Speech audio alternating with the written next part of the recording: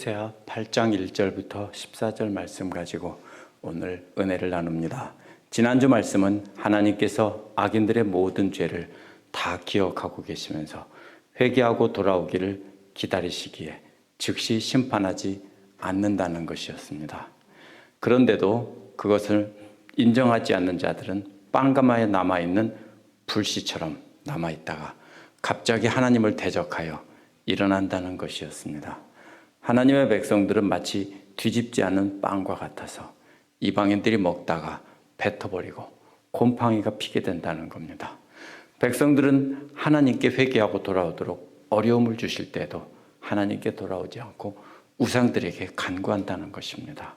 이러한 말씀으로 간절히 전하게 하시는 것은 역시 그 백성이 회개하고 돌아오기를 기다리시는 하나님의 마음입니다.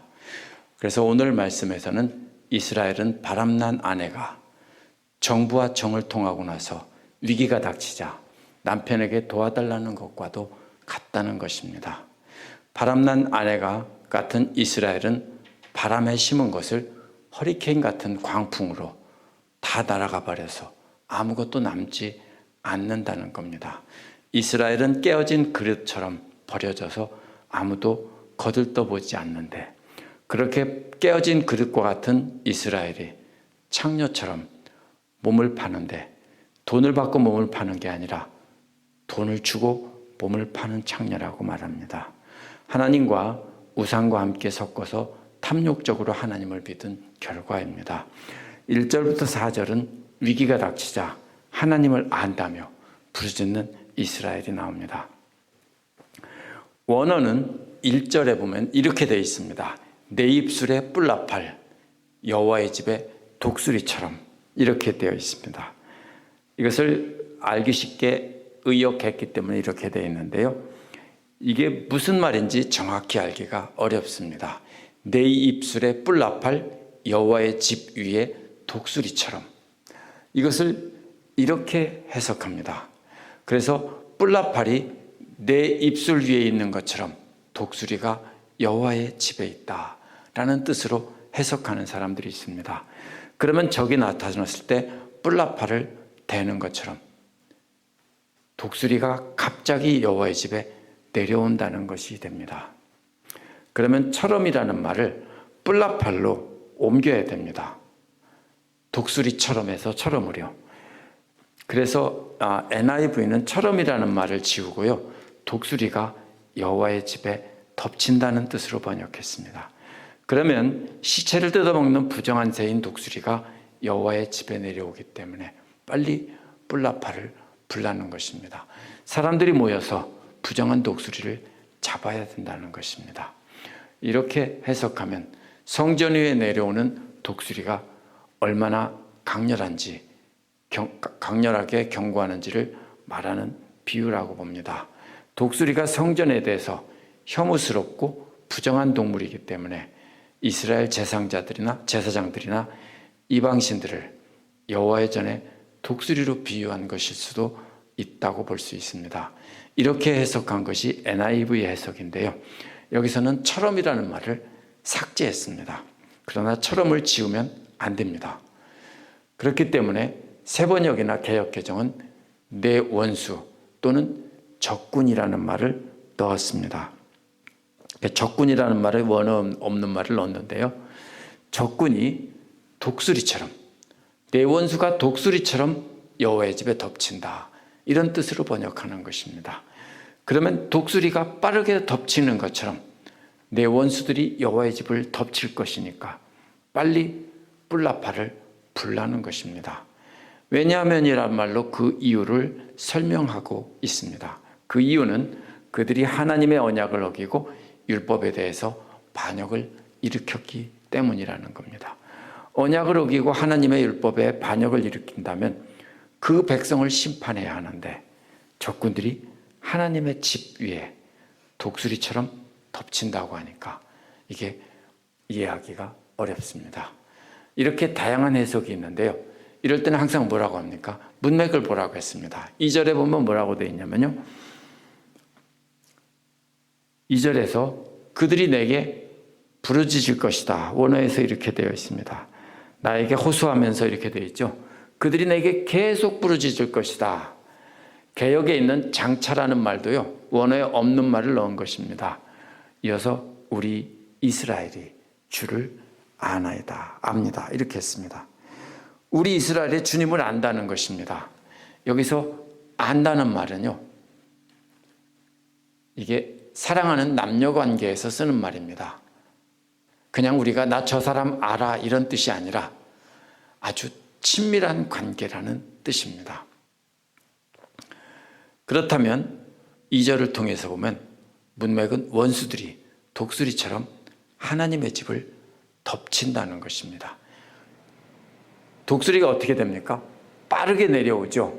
그것처럼 적군이 성전에 빠르게 덮친다는 것입니다. 그래서 호세아에서 안다는 말은 부부나 연인처럼 아주 친밀한 관계라는 것입니다. 그렇다면 이스라엘이 우리가 주님을 압니다. 우리가 보통 사이입니까? 주님, 우리가 주님과 얼마나 친밀한 사이입니까? 라고 말하면서 살려달라고 호소한다는 뜻이 됩니다. 그런데 이게 왜 뻔뻔하냐면요, 바람난 유부녀처럼 음란하게 우상을 섬기고 나서도 적이 독수리처럼 빠르게 내려온다고 하니까 다급해서 하나님, 우리가 하나님을 압니다. 우리가 하나님하고 얼마나 가깝습니까? 그러니까 우리 좀 살려주십시오. 이런다는 뜻입니다. 그래서 3절에서 뭐라고 합니까? 개역에서는 이스라엘이 선을 버렸으니 대적들이 저를 추격할 것이다, 이렇게 했고요. 세번역에서는 복된 생활을 뿌리치니 적군에게 쫓길 것이다 라고 했습니다. 이것이 복된 생활이라는 말은요, 좋은 것, 하나님이 주시는 좋은 것이라는 뜻입니다. 그렇기 때문에 좋은 것을 버리고 음란하고 더러운 우상을 갖고 있다는 뜻이 됩니다. 그래서 그렇기 때문에 대적들에게 쫓긴다는 것입니다. 그렇다면 3절도 독수리처럼 내려오는 것이 이스라엘의 대적이라는 뜻입니다. 이제 이스라엘은 정신없이 적에게 쫓겨 도망가고 있습니다. 성전을 덮친다는 것은 성전을 완전히 파괴하면 다시 돌아와서 하나님을 섬길 수 없습니다. 이게 약한 나라들이 전쟁을 하는 방식입니다. 어떻게 합니까? 일단 피하고 보면은 살아남은 사람들이 다시 돌아와서 성전에 돌아와서 적이 물러가면 다시 하나님을 섬기죠. 우리나라도 적이 쳐들어오면 싸우지 않았습니다. 왜냐하면 중국같이 막강한 군대가 쳐들어오면 엄청난 군대가 쳐들어오면 맞서 싸울 수가 없기 때문에 산으로 도망가서 모두가 이사가서 숨어있고, 그리고 맞서 싸우다가 적이 갈 때, 물러갈 때 뒤에서 치는 겁니다. 그렇게 해놓고 다시 숨어있던 사람들이 다 나와서 다시 생활을 하는 것이 이 우리나라나 이스라엘 같은 방식입니다. 그런데 성전을 때려 부숴버리고 없애버리면 뭐가 되냐면 다시 모일 수가 없는 것입니다. 그곳은 하나님이 계신 성전이, 하나님을 섬길 수 있는 성전이 없기 때문에 이스라엘 백성들이 다시 모여서 하나님을 섬기는 나라로 모일 수가 없는 겁니다. 그래서 성전을 대적들이 와서 덮친다고 한 겁니다. 그러니까 하나님께, 하나님 나 알잖아요. 내가 하나님과 얼마나 친한 관계예요? 이스라엘은 그러니 나 좀 봐주세요라고 뻔뻔스럽게 말한다는 것입니다. 4절에서 8절은요, 바람에 심고 광풍에 거둔 이스라엘이 나옵니다. 4절은 이스라엘이 왕을 세웠지만 하나님에게서 온 것이 아니고 또 통치자들이라고 했죠. 왕자들이라는 뜻입니다. 왕자들도 세웠는데 하나님도 모른다고 했습니다. 쫓기는 이스라엘 왕과 왕자들을 세워 쫓기는 이스라엘이 왕과 왕자를 세워 자신을 지키려고 합니다. 하지만 그들은 하나님께서 세운 사람이 아니니까 아무리 그들을 세워도 아무 소용이 없다는 겁니다. 자기들 마음대로 왕과 왕자들을 세워서 적을 물리치려 하고, 그 다음에 또 뭘 합니까? 안 되니까 은과 금을 녹여서 신상을 만들어 세웠다고 했습니다. 그래서 우상들을 만들어 적을 물리치려고 했다는 것입니다. 어떤 노력을 하고 있는 겁니까? 적이 쳐들어오니까 인간적인 노력을 다 하고 있습니다. 그래서 자기들도 왕과 왕자들, 통치자가 있으면 외국처럼 싸워서 이길 수 있을 것이다. 또 외국처럼, 주변 나라들처럼 우상을 만들면 우상이 적을 물리쳐 줄 것이다 라고 하는 겁니다. 그러면서 여호와께 와서 부르짖기를 자신들이 여호와께 가장 가까운 부인과도 같으니 신부와도 같으니 우리를 구해 주십시오 라고 하는 겁니다. 바람난 유부녀가 정부와 정을 통하고 정부에게 도와달라고 하다가 다시 또 하나님 앞에 나와서 사랑한다며 나를 좀 살려달라고 하는 것과 똑같은 것입니다. 5절은 뭐라고 했습니까? 나는 내 송아지를 인정하지 않는다라고 했죠. 버렸다라는 겁니다. 사마리아여 내 송아지를 버렸다는 겁니다. 3절은 하나님께서 좋은 것을 버렸다고 할 때 3절에서 버렸다고 할 때와 똑같은 말입니다. 이스라엘의 백성들이 하나님께서 주신 좋은 것을 버린 것처럼 여기서 하나님께서도 하나님과 우상을 섞어 놓은 상징인 송아지를 버렸다는 겁니다. 그래서 이 송아지가 어디 나옵니까? 여로보암 1세가 베델에 세운 산당에 만들어 놓은 것이 송아지입니다. 근데 또 갑자기 송아지가 툭 튀어나온 게 아닙니다. 출애굽기 32장에 보면 이스라엘 백성들이 모세가 산에 올라가서 내려오지 않자 금송아지를 만들어 놓고 자기들을 애굽 땅에서 인도해낸 신이라고 했습니다. 이스라엘 사람들이 금송아지를 만들며 뭐라고 했습니까? 이 금송아지가 우리를 애굽 땅에서 인도해낸 또 우리 조상들을 하나님이다 이렇게 말하는 겁니다. 왜요? 이 사람들이 사실 우상을 만든다고 생각을 안 했어요. 그게 하나님이라는 겁니다. 왜요? 하나님이 눈에 안 보입니다. 더구나 모세도 안 보입니다. 출애굽기에서는. 그러니까 금송아지를 만들어 놓고 이게 우리 하나님이다 하면서 금송아지를 하나님이라고 부른 겁니다. 이스라엘 사람들은요, 하나님을 한 번도 버린 적이 없는데 하나님을 열심히 섬겼는데 이게 뭡니까? 금송아지를 하나님을 상징하는 거로 생각하는 것처럼 그렇게 섞어서 믿었다는 것입니다. 그래서 바알신을 섬기는 것과 여호와를 섬기는 것을 섞어 놓았습니다. 그래서 하나님의 진노가 무리를 향해서 타오른다고 했습니다. 그들은 계속해서 하나님과 바알신을 섞어 놓고 함께 섬기던 음란한 백성이었습니다. 금송아지가 없을 때도 마찬가지입니다. 그들은 항상 하나님과 바알신을 함께 섞어 놓고 섬겼습니다. 왜요? 하나님은 눈에 안 보이기 때문입니다. 그렇기 때문에 그들은 바로 세상과 하나님을 섞어서 섬기면서 하나님께서 우리를 구해주신다라고 믿은 겁니다. 그래서 6절도 이스라엘에게서 나고 장인이 만든 것이라 참신이 아니라고 했습니다. 이스라엘에서 우상이 나온 거고요. 장인이, 대장장이가 만든 것입니다. 그렇기 때문에 신이 아닙니다. 사마리아의 신상 송아지는 산상 조각이 난다. 그래서 그 송아지가 박살이 난다는 겁니다. 오늘날 금송아지가 그러면 어떤 겁니까? 역시 하나님과 다른 세상 것을 함께 섞어놓고 의지하는 겁니다. 오늘날은 그런 어리석은 일 안 한다라고 하죠. 그러나 절대로 그렇지 않습니다. 오늘날 크리스찬들도요, 하나님을 믿는다고 하면서 사실은 세상 것을 믿고, 바알신이 뭡니까? 다산과 농사가 잘 되는 것, 그것을 기원한 겁니다. 그럼 오늘날도 하나님을 믿으면서 물질 주시고 자녀들 잘 되게 해주시고 하면서 이렇게만 기도하면서 하나님 말씀을 전혀 듣지 않는다면 결국 이게 바로 뭐냐면요, 하나님과 바알신을 섞어놓고 믿는 것입니다. 7절은 그래서 뭐라고 말합니까? 이스라엘이 바람을 신었으나 광풍을 거둔다고 했죠. 이게 이해하기가 어려운 말입니다. 바람을 심고 산들바람을 심고 허리케인을 거두는 어리석은 사람들이라는 뜻입니다. 이게 말이 안 되죠. 그래서 바람 가운데 심고 폭풍 가운데 거둘 것이라고 해석하며 아무것도 거두지 못한다라고 해석하는 사람도 있습니다. 그런데 고대의 씨는 어떻게 뿌립니까? 이게 이스라엘에서는 우리처럼 하나씩 심는 게 아니라 일단 땅에 뿌립니다. 바람이 부는 날에 바람에 흩날리면, 바람에 흩날려서 땅에 다 퍼지면 그 다음에 땅을 갈아엎습니다.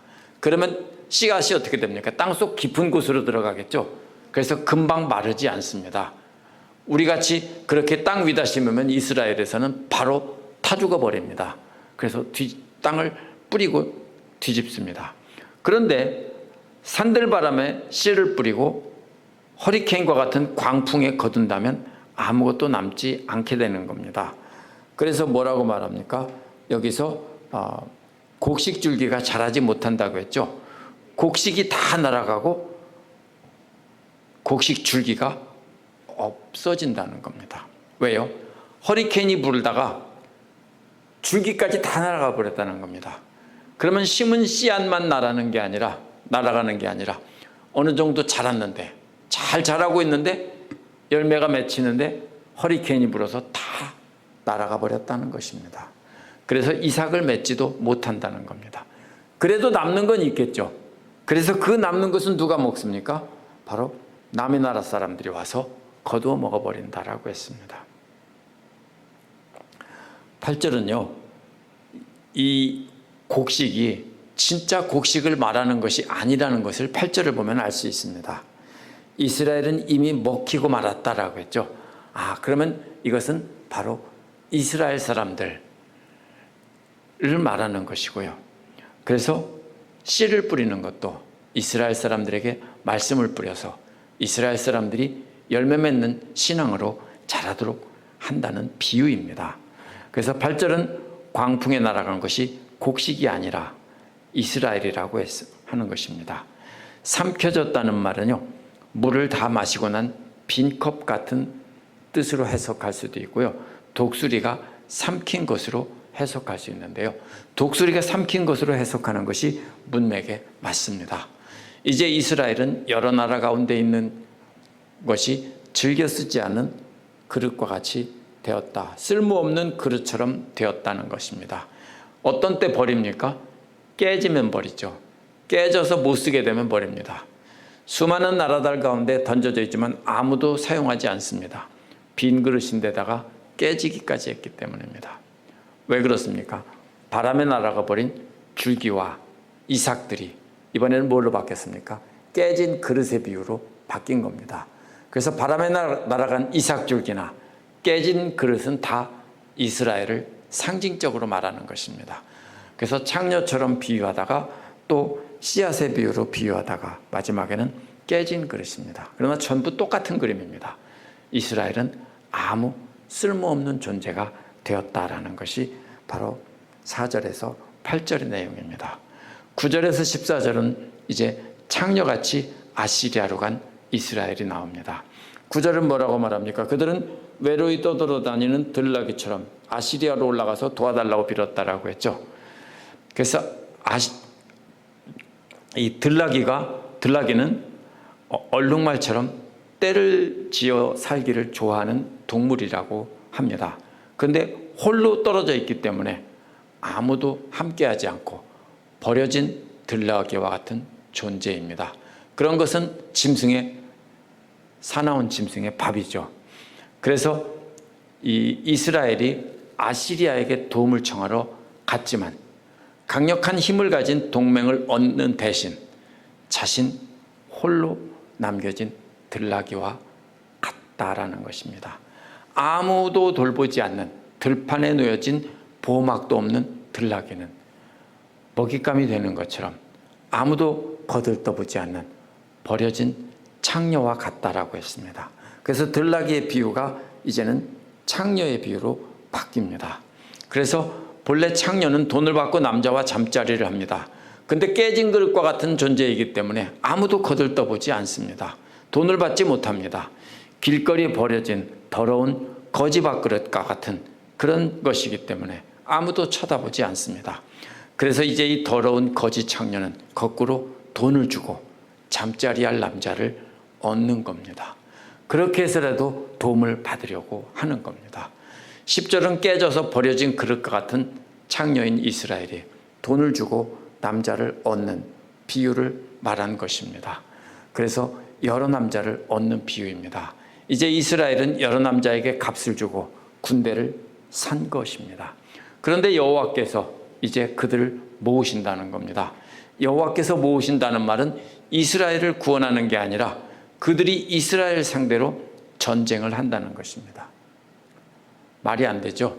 그들에게 도움을 청하려고 마치 창녀처럼, 그것도 거들떠보지 않는 깨진 그릇이기 때문에 돈을 줘가면서 군대를 달라고 했는데 거꾸로 그들이 이스라엘 상대로 전쟁을 일으킨다는 겁니다. 그래서 그들에게 패해서 왕자와 왕은 전쟁 보상금을 바쳐야 했습니다. 그래서 왕과 왕자들이 백성에게 지워준 짐이 이제 짓눌렸다라고 했죠. 외국 왕들과 통치자들에게 억압에 짓눌려서 이스라엘이 야윈다라고 그랬죠. 그래서 백성들은 전쟁에 졌기 때문에 이스라엘은 많은 것을 바쳐야 했습니다. 11절은 다시 이스라엘의 내적인 죄로 돌아갑니다. 그래서 에브라임이 죄를 지으려 위해 제단을 많이 만들더니 그 제단이 그에게 범죄하는 것이 되었다는 것입니다. 이스라엘은 자신들의 죄를 속하기 위해서 제단을 많이 만들었습니다. 그래서 값싼 은혜의 거짓된 신앙의 상징물처럼 그렇게 되었고, 그 제단들은 다산을 기원하는 제사를 드리는 최악의 장소가 되어버린 것입니다. 이러한 음란한 백성을 위해서 12절에서 하나님은 10,000가지로 기록을 해주셨다고 했습니다. 수만 가지 율법을 써놓았다고 했죠. 근데 자기들과는 아무도 관계없는 것처럼 여겼다라고 했습니다. 하나님께서 백성들에게 주신 모세 오경을 가리킵니다. 그런데 그들은 그 말씀들을 이상한 것으로 여기고 낯선 이방인들의 부정한 것처럼 여겨서 멀리했다는 뜻입니다. 뭐는 많이 만들었습니까? 제단은 많이 만들어서 거기서 하나님을 열심히 섬긴다고 하는 겁니다. 우리가 생각하면은 이스라엘은 하나님을 안 섬기고 우상만 섬겼다고 하겠지만 사실은 많은 제단을 만들어 놓고 거기서 하나님을 잘 섬기겠다고 만든 겁니다. 그 제단은 많이 만들었는데 하나님께서 주신 말씀은 거들떠보지도 않았다는 겁니다. 오늘날도 어떻습니까? 비슷할 수 있습니다. 그렇죠? 교회 건물은 나름답게 많이 짓는데 하나님 말씀은 정작 귀 기울여 듣지 않고 거들떠보지 않는 것과 똑같을 수 있습니다. 13절은 그렇기 때문에 그들이 하나님께 제물을 드리고 그 제물을 나눠 먹는데도 여호와께서는 그것을 기뻐하지 않는다는 겁니다. 뭐에만 관심이 많아요?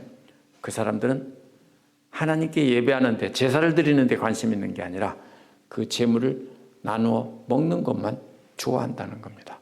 그래서 하나님께서는 기뻐 받으시지 않는다는 겁니다. 그래서 그들의 죄를 기억해서 그들을 벌하시고 그들을 다시 이집트로 돌려보낸다는 겁니다. 무슨 뜻입니까? 하나님께서 이집트에 끌어내셨는데 다시 이집트로 돌려보낸다는 말은 실제로 이집트로 보낸다는 게 아니라 종살이를 하게 한다는 뜻입니다.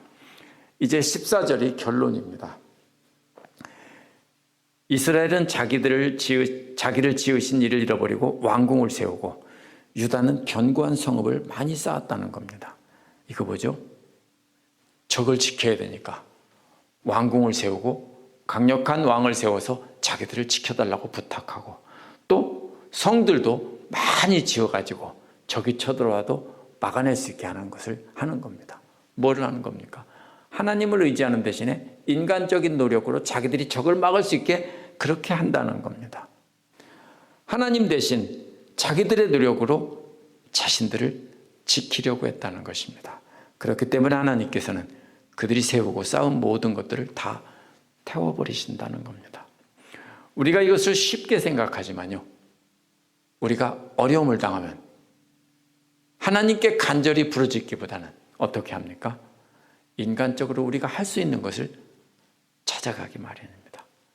힘 있는 사람을 찾아가고요, 돈으로 해결하려고 하고요, 우리가 뭔가를 해서 해결해 보려고 애를 씁니다.